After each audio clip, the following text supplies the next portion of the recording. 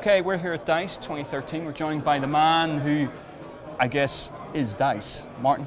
Yeah, Would that be a right? No, I'm not D.I.C.E, but I do run the Academy of Interactive Arts and Sciences, and we do run D.I.C.E, but have a brilliant team and a board that kind of comprises everyone in the industry that has made waves over the last 20 years. So they're D.I.C.E, I guess, but this is our inaugural event in Europe, D.I.C.E 2013 Europe, and as you know, our main event and why we were formed is really around the D.I.C.E Awards. And we've been compared, Time Magazine and Wall Street Journal and whoever else, but kind of the Oscars of the video games, and I take pride in that. And we have 22,000 members, they're all game makers. They're the ones that choose our games, they're the ones that vote on them. And unlike marketing-driven awards, they're given by game makers. So we put together a summit, kind of a thought leadership summit, 12 years ago now that we call the D.I.C.E Summit, and it's to bring people from within the industry that have provocative things to say, to look toward the future. I'll compare it a little bit, I guess, to 20-minute TED Talks. I mean, what can you say that someone can bring something home and learn something from, bring it back to the studio, bring it back personally, become a better leader, that kind of thing. So it's been very successful in North America. Much of our game development obviously is driven in Europe, and certainly in emerging platforms is driven here. So I've had an ambition for a while. Let's get the D.I.C.E Summit to Europe. And this was our inaugural event, and I think it went really well. Why this year? What's made it right for this year? Yeah, I think we've looked at it for a couple of years, and I think from a team perspective, we were ready. I think from a industry perspective, new consoles, emerging demographics that play games, the whole explosion of mobile and tablet and all that sort of thing. There is a conversation around all that you should have, and so much development's driven out of Europe. Then let's go have some of that conversation here.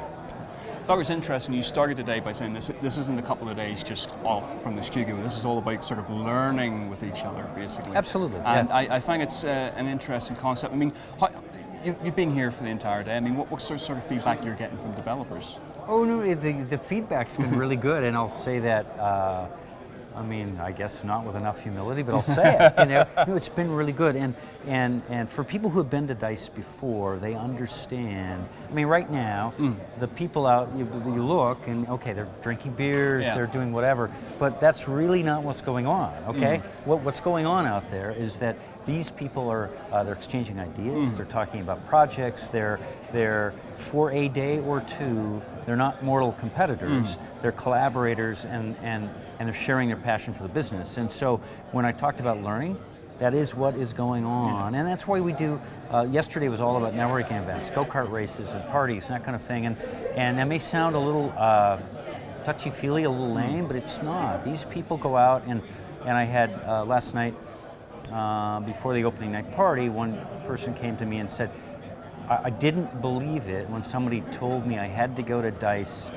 I looked at the event schedule and I said, there's a day of conference and there's a day of just playing, and that's a waste of my time. And he said, but now I understand. I'm on a team with people I can learn from, a go-karting team. We're all sweaty together, we're competing, we're trying to win, and I now have a relationship with those people. I'll take it back and do business with those people.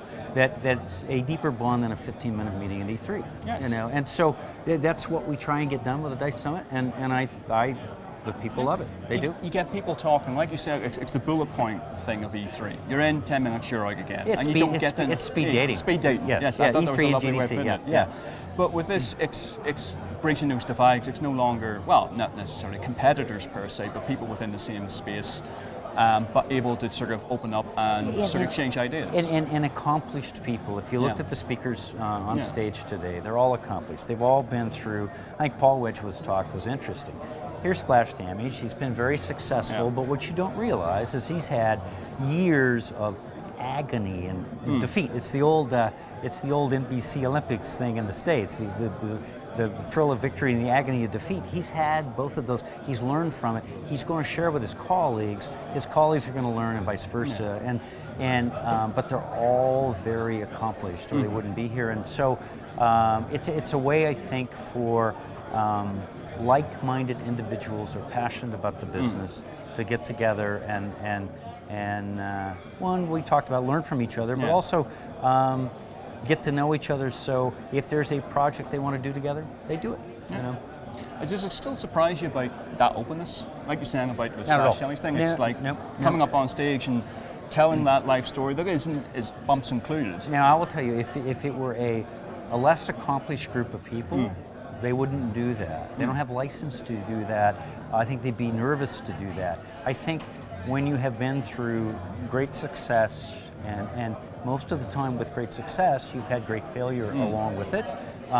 There's some humility there, and these people know enough and are smart enough and experienced enough to say, sure, I want to share that with people. It is a.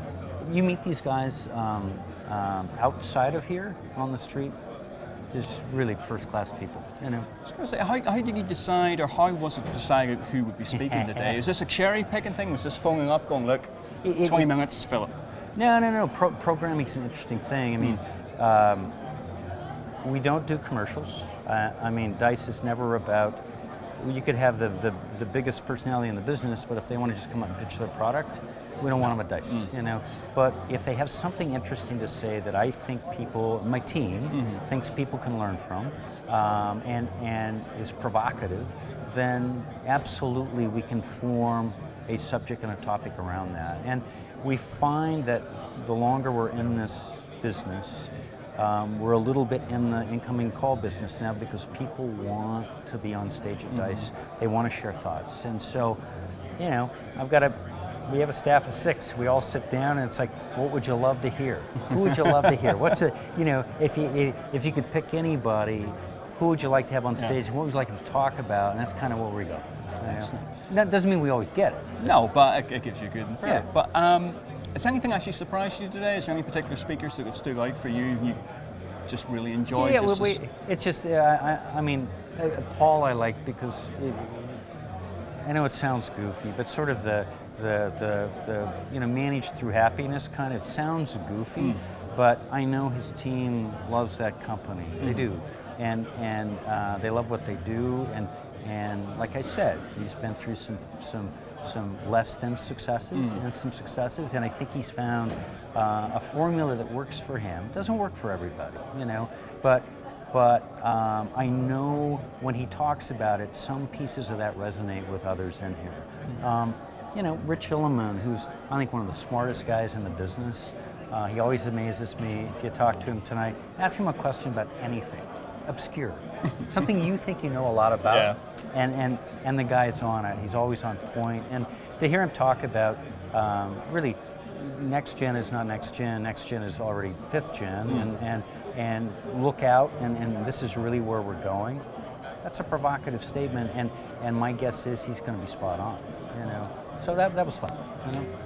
Well, the inaugural event has went very well, but I guess the wheels are in motion now for the Las Vegas one next year. Oh, yeah, Is planning already started? Yeah, it has. Yeah, we're already booking speakers, and we'll be at the Hard Rock Hotel in Vegas. We'll have the award show in the Joint, which is a great concert hall, and we'll have 1,000 people in there to celebrate great Game Makers of the Year. It's a fun event. That ends up being a 4-day event, and so people set aside a week and they come and they get a lot of business done. They have a hell of a lot of fun, and other than I've got to work it, I'd have a great time, you know. I hope that you're going to get some time to relax here tonight as well. But just before you go, sure. Are we going to see you back here next year, bigger, bolder? Yeah, absolutely. And we didn't even announce this until May of this year, and we got a great response. We will definitely be back in Europe, probably London. I've had some people saying, can we take it to a different city, a sunny city, a vacation city, whatever. But London's kind of a hotbed of game development. But it will be much bigger, and I have no doubt about that, and a great event. So yeah, we'll be back. Excellent. Thank you very much indeed for taking the time to talk to us. Cheers. Thanks, guys.